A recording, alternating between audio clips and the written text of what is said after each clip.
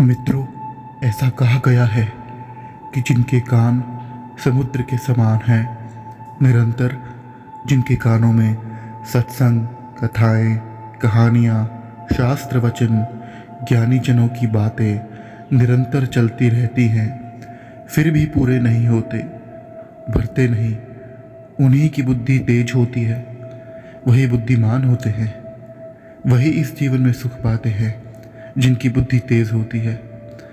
हमारे पूर्वजों ने बिना कोई ज़्यादा कष्ट उठाए बुद्धि को स्वच्छ, निर्मल और तेज बनाने के लिए ही इन कथाओं का निर्माण किया है।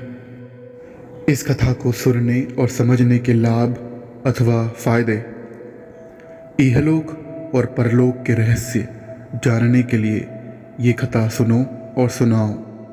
मुश्किल परिस्थिति में कैसे निर्णय लिया जाए, कैसे मन को शांत करके कर्म किया जाए, कैसे पूर्व जन्म के कर्म इस जन्म में फल देते हैं, कैसे हम कर्म करने चाहिए जिससे सुख की प्राप्ति हो, कैसे कर्म करें जिससे अगले लोक में अर्थात इस शरीर की मृत्यु के बाद कैसे जीवात्मा अपने कर्मों के अनुसार अपने ही कर्मों के फल भोगता है, कैसे सुख प्राप्त करे इस लोक में और अगले जन्म के लोक में।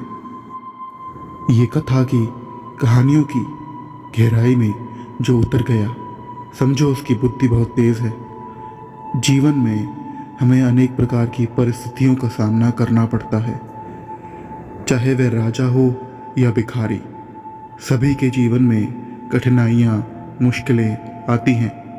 अब कौन व्यक्ति सफल होगा और कौन व्यक्ति सफल नहीं होगा, सब कुछ निर्भर करता है कि मनुष्य सही समय पर सही चुनाव करे, सही निर्णय करे। हमारा सबका जीवन और सफलता असफलता सब कुछ इसी पर निर्भर करता है कि हमने कैसे कर्म किए, सही समय पर सही कर्म किए या नहीं।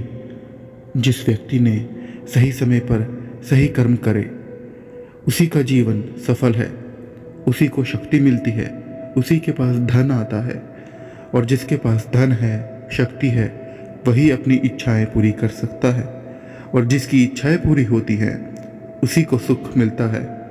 और हम सब सुख की तलाश में ही जी रहे हैं।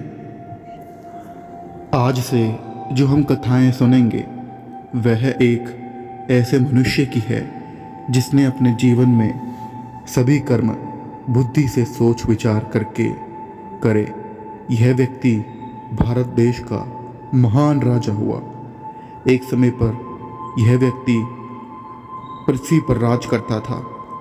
ऐसा कहते हैं कि इस राजा के राज्य में सूर्य कभी अस्त नहीं होता था, इतना बड़ा राज्य था। आज का Bharat, Pakistan, Afghanistan, Iran, Iraq, Saudi Arabia, Tajikistan, Tibet, Malaysia, Sri Lanka, Indonesia, जावा, बाली, सुमात्रा और कुछ चीन का भाग, ये सब इनके राज्य में था। ऐसा कहा जाता है कि कलयुग में सम्राट विक्रमादित्य के समान कोई राजा अभी तक नहीं हुआ।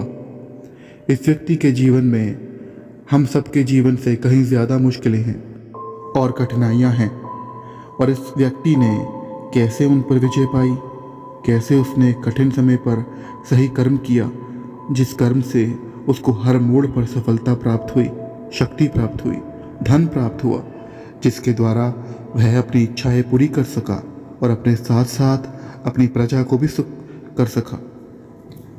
एक ऐसा मनुष्य जिसने जीते जी अपनी बुद्धि और मेहनत से इस लोक में, पृथ्वी में सुख भोगा और इस शरीर के मरने के बाद स्वर्ग लोक की प्राप्ति की।